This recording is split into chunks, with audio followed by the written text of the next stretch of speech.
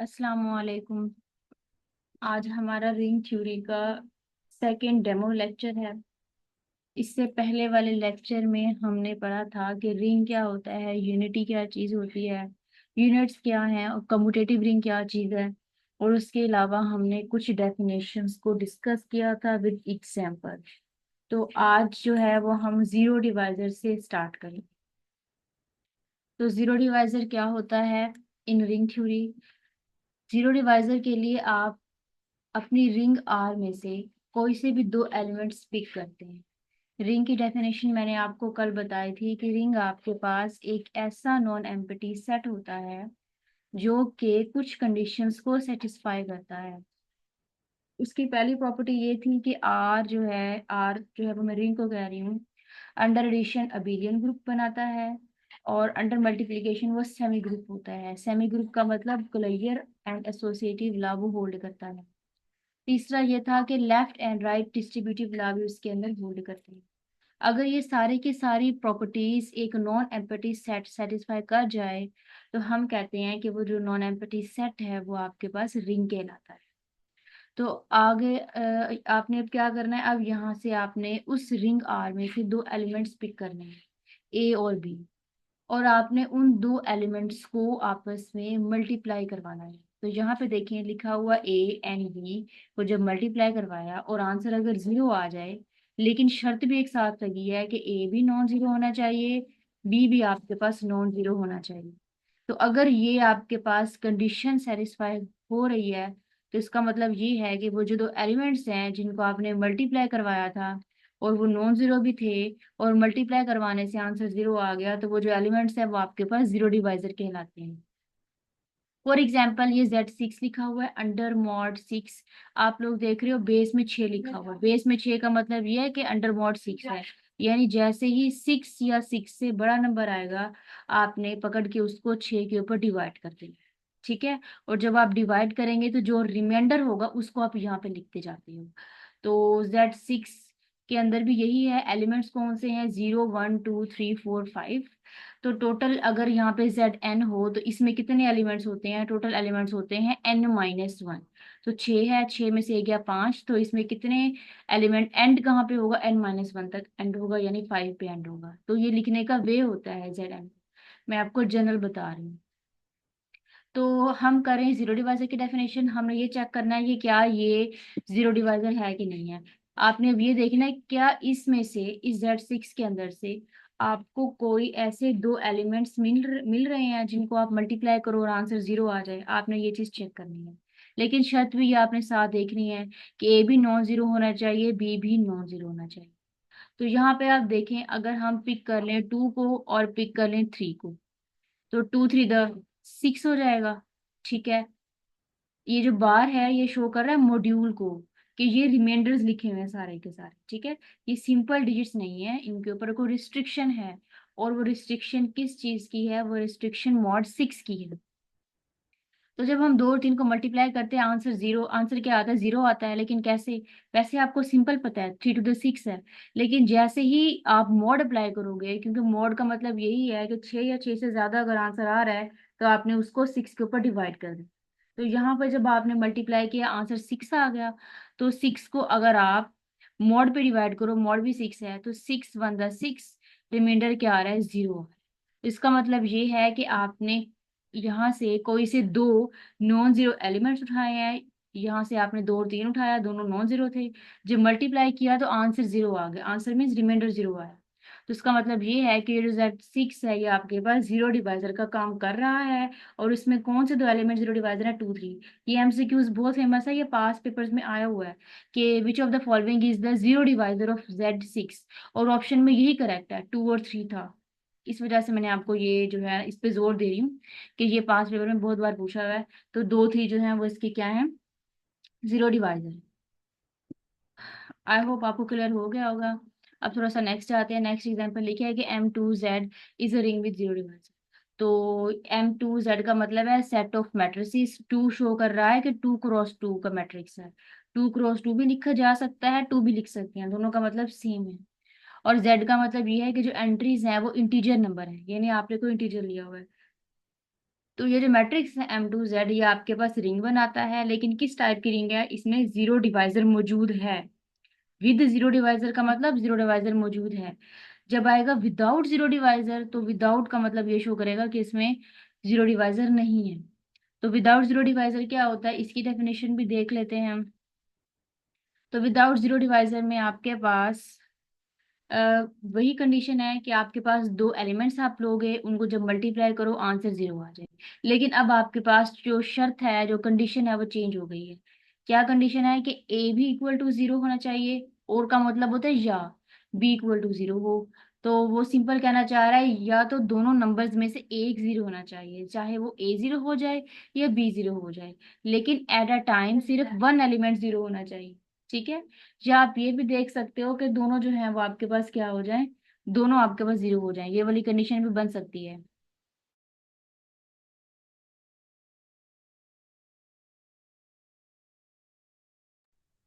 तो आप इन दोनों में से कंडीशन जो है वो देख सकते हो कि ए या बी दोनों जीरो हो जाए, या दोनों में से एक एलिमेंट आपका जीरो हो।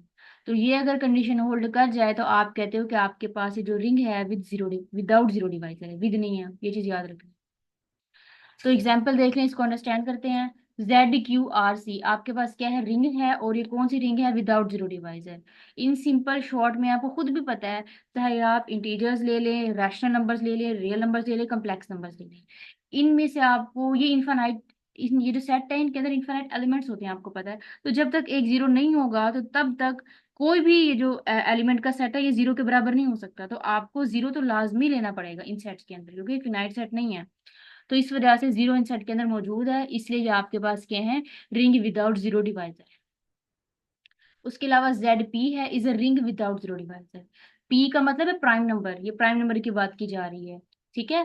तो ZP का मतलब P प्राइम है, लेकिन अगर सिंपल ZN लिखा होगा तो इसका मतलब ये है कि नंबर प्राइम भी है और कंपोजिट नंबर भी है आपके पास। ठीक है। तो आपने दोनों को जो है वो यहाँ पे ध्यान में रखना है। तो ZP आपके पास क्या है, ZP आपके पास रिंग विदाउट जीरो डिवाइजर। ये एमसीक्यूज है कि ZP जो है वो रिंग विदाउट जीरो डिवाइजर है, लेकिन तब जब n की वैल्यू उसने पूछी थी क्या हो, प्राइम नंबर हो, कंपोजिट हो, इंटीजर लेनी है, क्या लेनी है आपने, तो P आपके पास क्या होगा, प्राइम नंबर होगा तब। आई होप आपको अब विदाउट जीरो डिवाइजर और जीरो डिवाइजर की कंडीशन जो है वो पता चल गई होगी। उसके बाद आपके पास क्या है, इंटेग्रल डोमेन। इंटेग्रल डोमेन क्या होता है, अब इंटेग्रल डोमेन में पीछे वाले सारे की सारी आपकी डेफिनेशन जो है वो यूज होंगी। सबसे पहले क्या है, R integral domain is that in which commutative ring, ये तीन असल में ना कंडीशंस लिखी हुई हैं कि इंटीग्रल डोमेन ऐसी चीज है जिसके अंदर तीन प्रॉपर्टीज आपके पास होल्ड कर जाए। सबसे पहली वाली कौन सी है, सबसे पहले है कि कम्यूटेटिव रिंग होना चाहिए उसके अंदर। कम्यूटेटिव रिंग मैंने आपको कल डेफिनेशन बताई थी कि कम्यूटेटिव रिंग आपके पास एक ऐसी रिंग होती है जिसमें कम्यूटेटिव लॉ भी होल्ड करता है, और उसके बाद उसके अलावा उसके अंदर क्या होता है, यूनिटी भी पाया जाता है।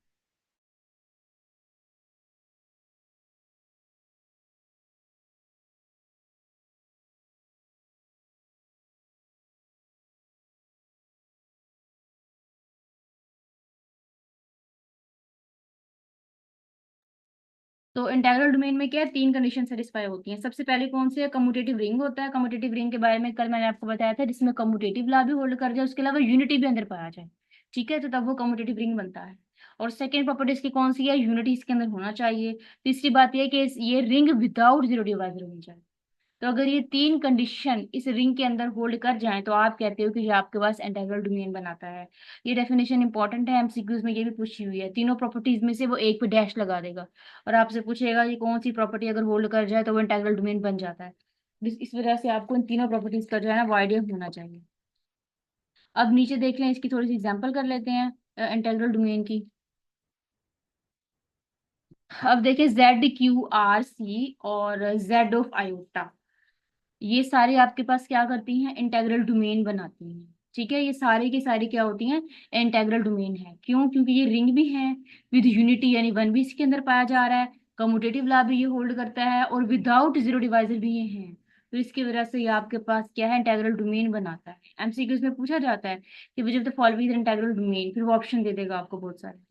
सेकंड इसकी एग्जांपल में देखिए, ZP is integral domain if P is prime number.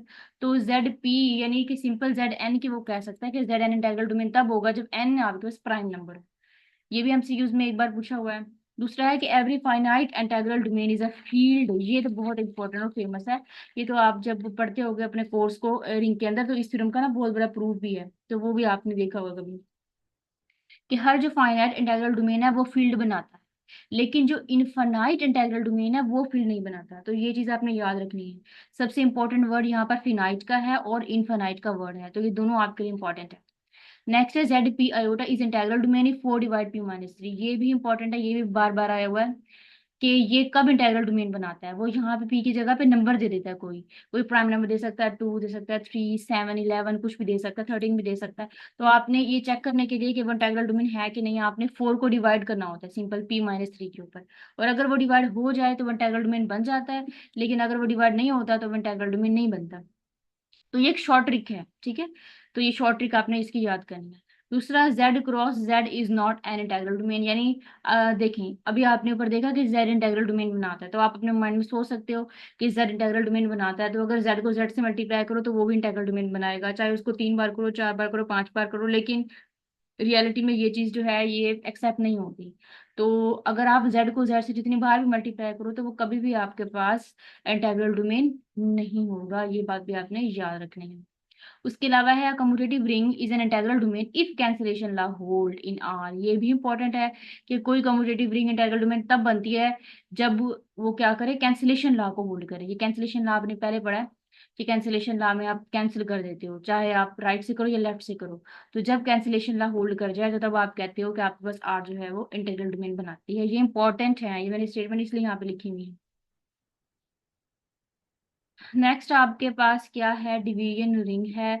Division ring का जो सेकंड नेम है वो इसको, इससे जो है हम स्क्यू फील्ड भी कहते हैं।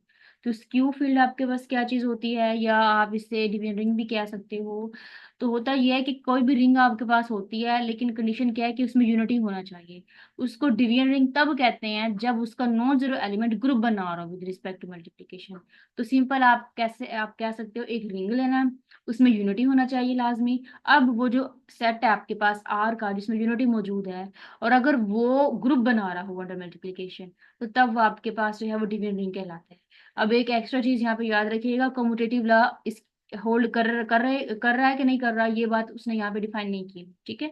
तो कम्यूटेटिव लॉ का हमारा जो है ना वो इससे लिंक नहीं है। तो कम्यूटेटिव लॉ के बारे में आगे देखेंगे कि अगर इसके अंदर कम्यूटेटिव लॉ भी होल्ड कर जाए तब ये क्या चीज बनती है। अ, वैसे सिंपल बता देती हूँ कि अगर डिवीजन रिंग के अंदर कम्यूटेटिव लॉ होल्ड कर जाए तो तभी फील्ड बन जाता है, ठीक है। लेकिन फिलहाल डिवीजन रिंग में जो है वो कम्यूटेटिव लॉ होल्ड नहीं होगा, सिर्फ आपने बस ग्रुप ही चेक करना है with respect to multiplication. Example में देख लें, एग्जाम्पल में उसने कहा हुआ है कि जेड ले लें, जेड आयोटा ले लें, जेड एन ले लें, ये सारे के सारे आपके पास डिवीजन रिंग नहीं है। तो डिवीजन रिंग है कौन कौन से, क्यू, आर, सी और जेड पी, ये सारे के सारे डिवीजन रिंग है। ये बहुत इंपॉर्टेंट एग्जाम्पल्स हैं, तो आपने ये करनी है। जेड, जेड अयोटा और जेड एन, ये आपके पास डिवीजन रिंग नहीं है, क्योंकि ये ग्रुप ही नहीं बनाएंगे। आपको पता है कि जेड के अंदर मल्टीप्लिकेटिव इनवर्स नहीं पाया जाता, इसमें भी नहीं पाया जाता, सिंपल पे नहीं पाया जाएगा। लेकिन अगर बेस में प्राइम नंबर हो तो तब ये डिवीजन रिंग बनाता है, अदरवाइज ये जो ओरिजिनल जनरल है वो नहीं बनाता। अब ये शॉर्ट ट्रिक है number of zero divisors calculate करने की, ऊपर आपने डेफिनेशन पढ़ी थी। तो शॉर्ट ट्रिक में है n - 5 n - 1 है, ठीक है। इस शॉर्ट ट्रिक से आप total number of zero divisors किसी भी सेट के अंदर जो है वो कैलकुलेट कर सकते हैं। अब अक्सर बच्चे पूछ लेते हैं कि इसमें 5n क्या है, 1 क्या है, n क्या है। इसलिए मैंने साइड पर मेंशन किया हुआ है कि 1 जो है वो क्या है, नंबर ऑफ जीरो है किसी सेट के अंदर, नंबर ऑफ जीरोस मतलब एक सेट के अंदर कितने जीरो मौजूद है। और वैसे भी आपको पता है कि जो जीरो है हर सेट के अंदर यूनिक होता है, इस वजह से सिर्फ यहाँ पर 1 माइनस किया हुआ। उसके अलावा 5n नंबर ऑफ यूनिट्स निकाले हुए हैं, और n का मतलब है टोटल नंबर ऑफ एलिमेंट्स।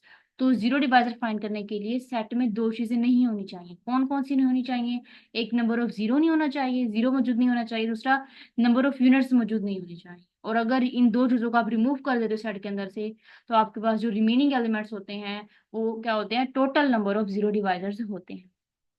एक आपको शॉर्ट ट्रिक बता दूं यूनिट्स कैलकुलेट करने की। अगर आप किसी सेट के अंदर यूनिट निकालना चाह रहे हो ना, तो आप सिंपल जीसीडी लेते हैं, ठीक है। जीसीडी कैसे लेते हैं, अब फॉर एग्जांपल ए आपके पास कोई एलिमेंट है, और आप देखना चाह रहे हो कि ये जो ए एलिमेंट है और ये ए एलिमेंट आपने जेड एन के अंदर से लिया हुआ है, ठीक है, आप देखना चाह रहे हो कि क्या ए जो है वो आपके पास यूनिट है कि नहीं है।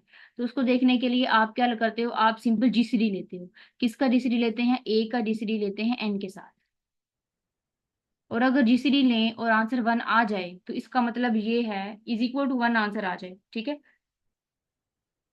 तो तब आप कहते हो ये कि वो आपके पास क्या कर रहा है, वो आपके पास यूनिट बना रहा है, ठीक है। लेकिन शर्त ये है कि वो जो आपके पास एलिमेंट ए आप ले रहे हो वो आपके पास नॉन जीरो होना चाहिए, ठीक है, नॉन जीरो एलिमेंट लेने।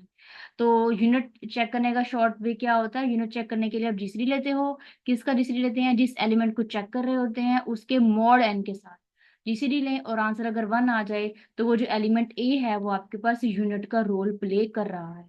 और ये भी याद रखिएगा कि if A is not a unit then it is a zero divisor. तो अगर आपके पास डज नॉट इक्वल्स टू 1 आ रहा है तो इसका मतलब ये है कि वो जो सेट है वो आपके पास क्या है, जीरो डिवाइजर है। अगर इक्वल्स टू 1 आ जाए तो वो यूनिट होता है। लेकिन अगर डज नॉट इक्वल्स टू 1 आए तो वो आपके पास जीरो डिवाइजर होता है, वो एलिमेंट जिसके लिए जिसको आप चेक करके देखना चाह रहे हो। तो ये सिंपल आपके पास क्या होती है, इसकी शॉर्ट ट्रिक होती है। और एक स्टेटमेंट ये भी याद रखिएगा कि जो फील्ड होती है वो आपके पास इंटेग्रल डोमेन होती है, लेकिन integral domain need not be a field. ये भी एक जो है वो इम्पोर्टेंट एमसीक्यूज है इसके हवाले से। उसके बाद एक और चीज भी आप देख सकते हो, बुलियन रिंग का आपने सुना होगा अक्सर। तो बुलियन आपने पहले भी पढ़ा होगा मेथड के अंदर, कैलकुलस के अंदर, सिंपल जनरल। तो बुलियन में क्या होता है, आपके पास एक रिंग होती है यार। आप कहते हो वो बुलियन रिंग तब है जब आप उस एलिमेंट का स्केयर लो और वही वाला एलिमेंट ही वापस आ जाए।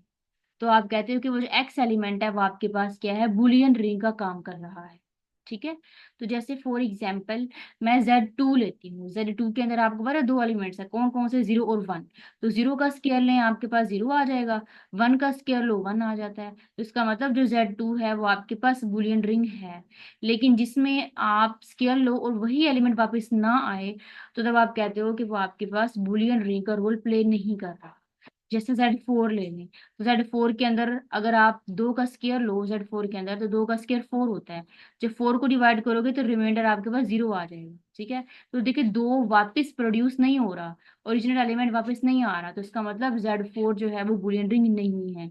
सिमिलरली Z2 क्रॉस Z2 आपके पास बुलियन रिंग बनाएगा, लेकिन Z2 क्रॉस Z4 ये बुलियन रिंग नहीं बनाएगा।